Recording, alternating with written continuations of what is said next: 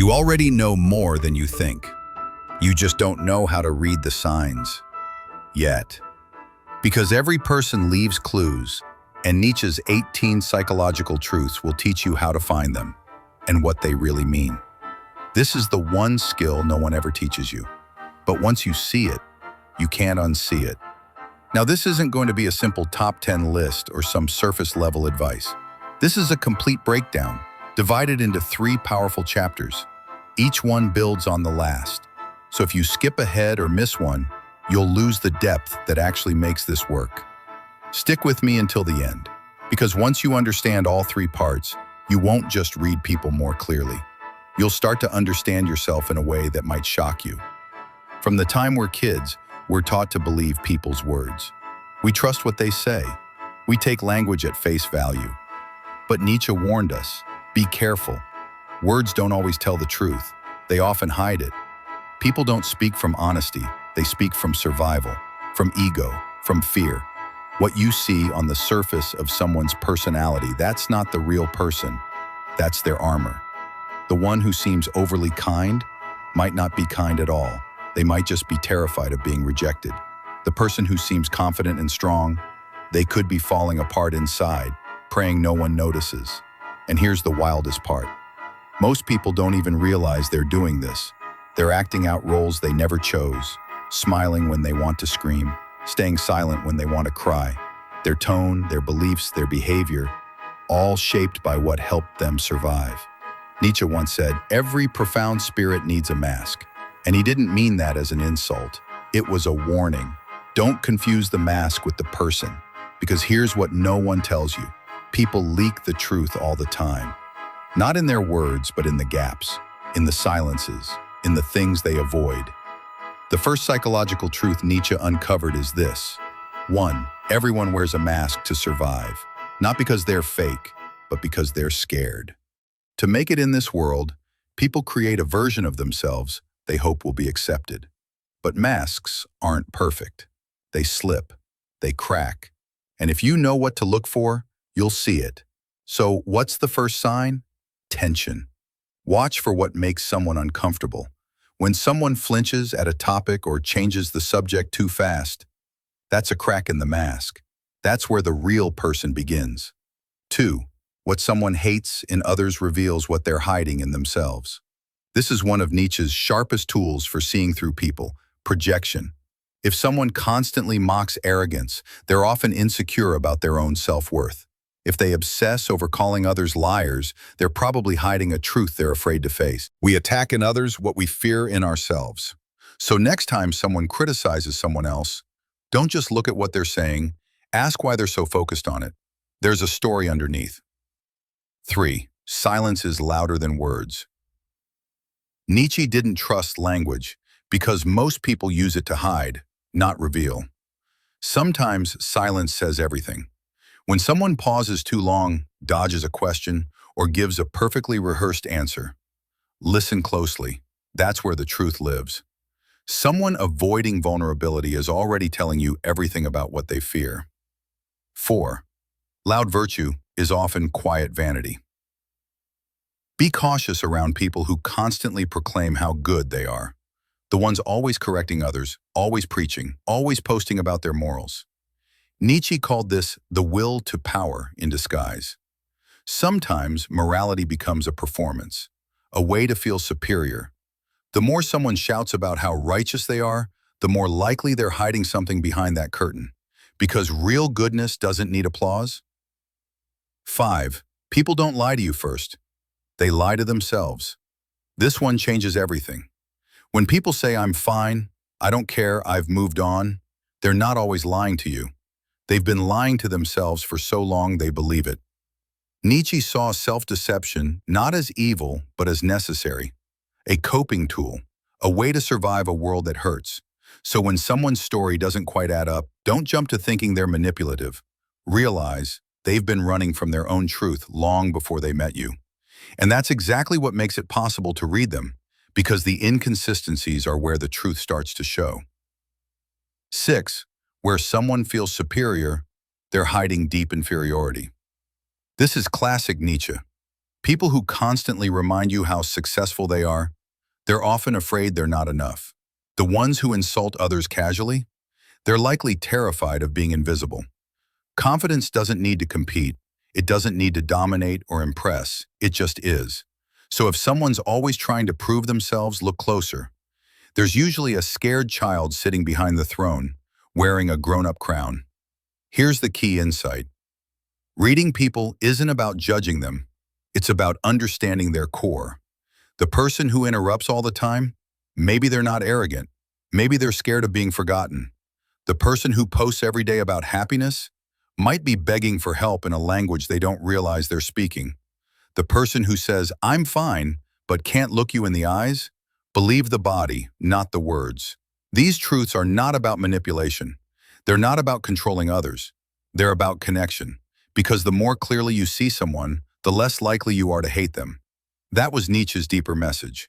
He didn't want you to decode people so you could use them. He wanted you to see them so you could finally understand. And if you've ever looked at someone and felt like you were only seeing the surface, if you've ever wanted to know what's really going on behind that practiced smile, drop a comment. Let's talk about those quiet moments where someone showed you everything without saying a single word. And if this video helped you see people differently, hit that subscribe button because there's so much more coming. Nietzsche's truths go deeper, and you'll want to see the rest. It's one thing to notice the mask. It's another thing entirely to know when it starts to crack. It's one thing to notice someone's mask, but it's a whole different game to recognize when that mask starts to crack. If you've ever truly paid attention, you've probably seen it. A slight flinch when their beliefs are questioned, a tone shift when the topic gets too personal, or a nervous laugh that doesn't quite match the moment. These aren't random slips, they're signals. If you know how to read them, you'll realize that people aren't that hard to understand. They're just afraid to be seen. In part 1, we explored how people build personalities as armor. To survive, to be accepted, to stay safe. But now, we go deeper. Because Nietzsche believed the self isn't fixed, it's a performance. A stitched-together role meant to make it through the world. But when something threatens that performance, the truth leaks through. Let's begin here. 7. Most actions come from fear, especially the ones people don't realize. Think about it. Why does someone ramble and over-explain? Why does another person dominate every conversation? Or suddenly disappear when things get too real? Why does someone say yes when they clearly mean no? It's fear. Fear of being judged. Fear of abandonment. Fear of rejection. Fear of humiliation. Nietzsche understood that most people don't act from desire, they act from a quiet terror. A fear of losing something, status, love, self-worth.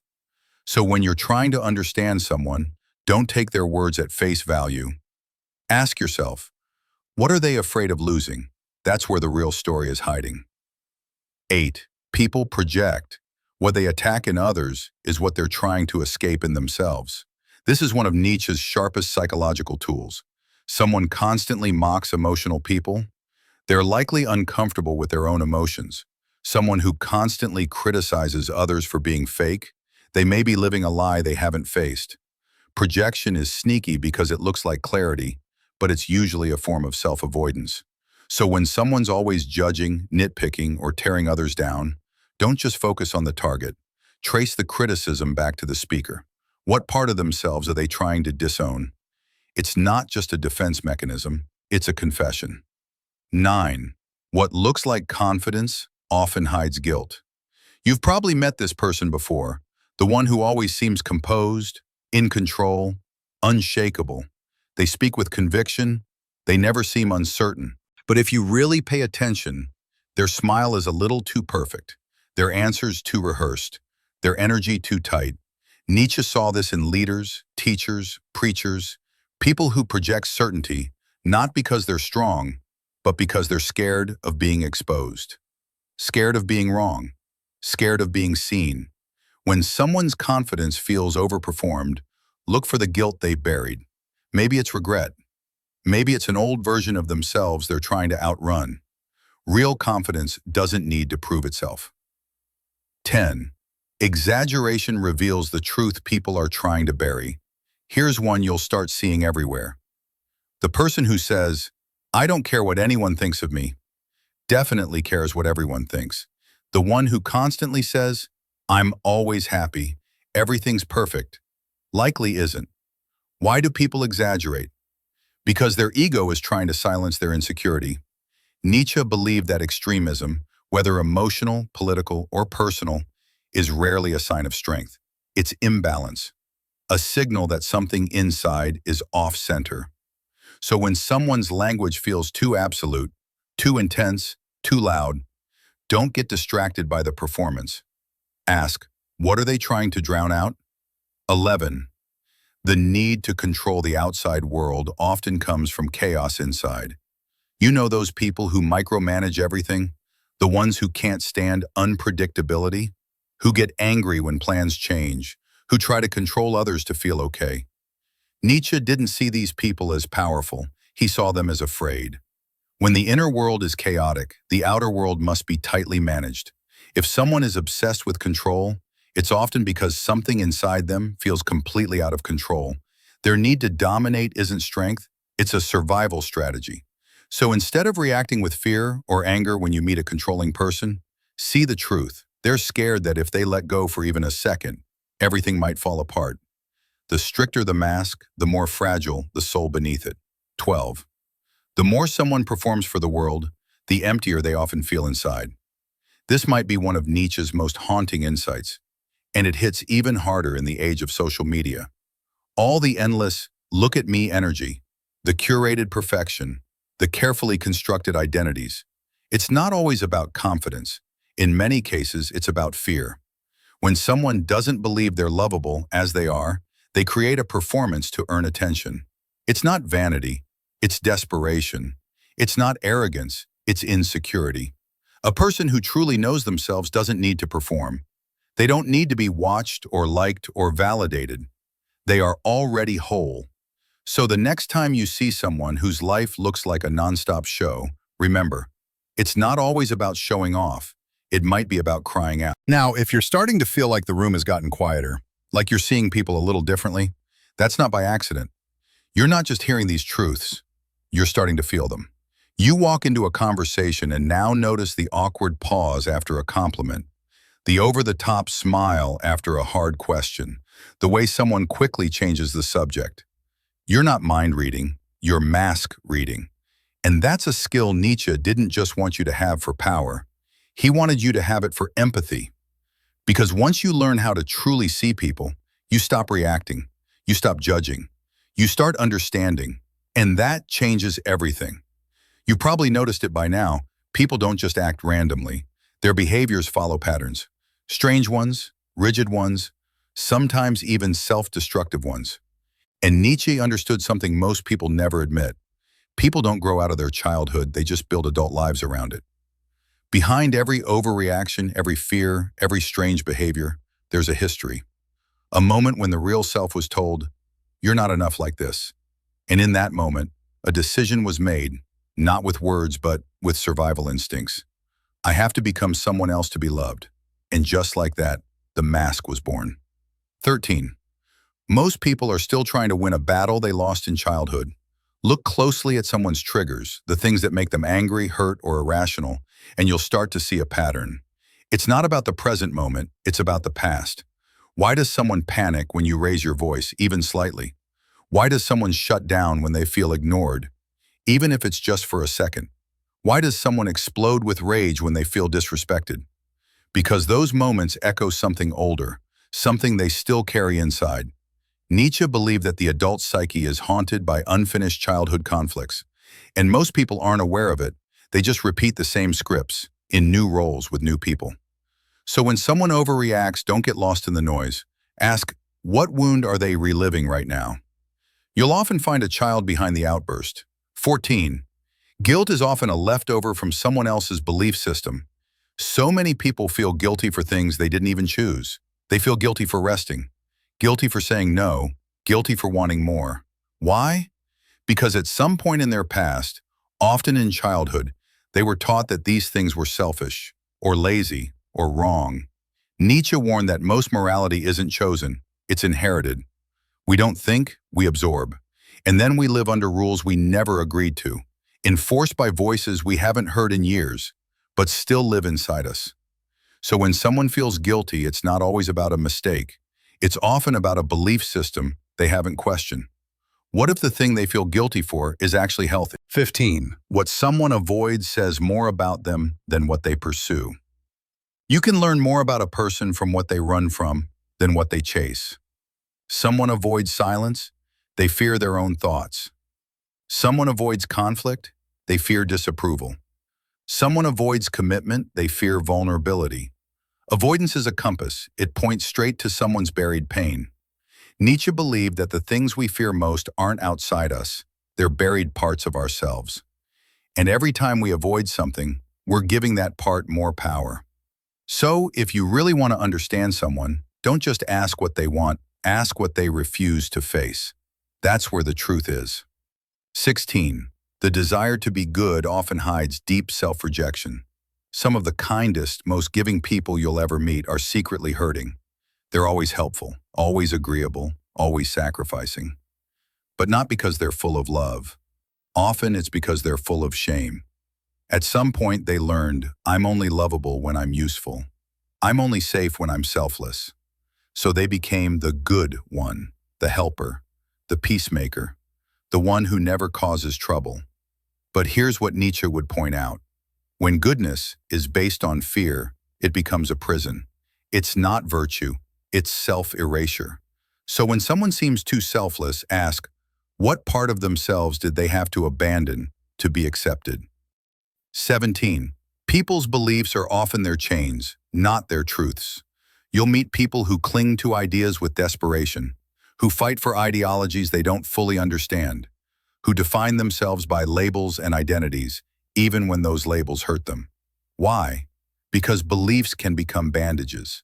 If someone was confused as a child, they might cling to certainty as an adult. If they felt invisible, they might latch onto a cause just to feel significant. Nietzsche saw this everywhere. He believed most people don't seek truth, they seek comfort. They want something to hold on to in the storm. But when a belief becomes too rigid, it stops being a choice. It becomes a leash. So when someone argues like their life depends on it, it probably does. Not because the belief is true, but because it's all they have. 18. The strongest personalities often started as the most broken children. This might be the most important truth of all. That confident CEO, that brilliant artist, that fiery activist, they may look powerful now, but many of them were once terrified, silenced, or abandoned. Strength isn't always born from ease. It's often a reaction to pain, a fire forged in rejection, neglect, or trauma.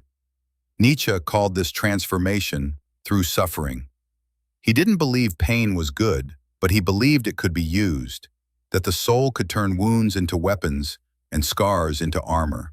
So the next time you admire someone's strength, don't just praise the result. Remember, that strength may have been built on top of something they never talk about. So where does that leave you? Because if you're watching this, you've probably seen some of this in others, and maybe even in yourself. The masks, the fear, the guilt, the roles we didn't choose but still play every day. Nietzsche didn't just want you to understand people, he wanted you to free yourself. And that means facing what's underneath your mask too. Because all the roles in the world won't save you if they cost you your soul. If you've made it this far, something in you already knows the life you were taught to live isn't the one you're meant for. And Nietzsche's final insight is not just philosophical, it's revolutionary. Because while most thinkers try to fix society or save the soul, Nietzsche challenges you to do something far more dangerous, to live without needing anyone's approval, to strip away every mask, to become who you were before the world told you who to be. 19. Freedom begins the moment you stop trying to be normal.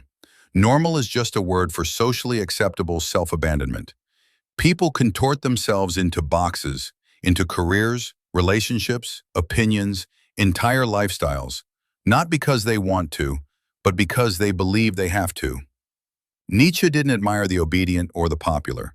He admired the outsider, the one willing to stand alone rather than live a lie. You weren't born to blend in. You weren't meant to fit the mold. You were meant to become the mold breaker. And that starts by realizing normal is not your goal. Truth is. 20. The real self isn't something you find, it's something you create. A lot of people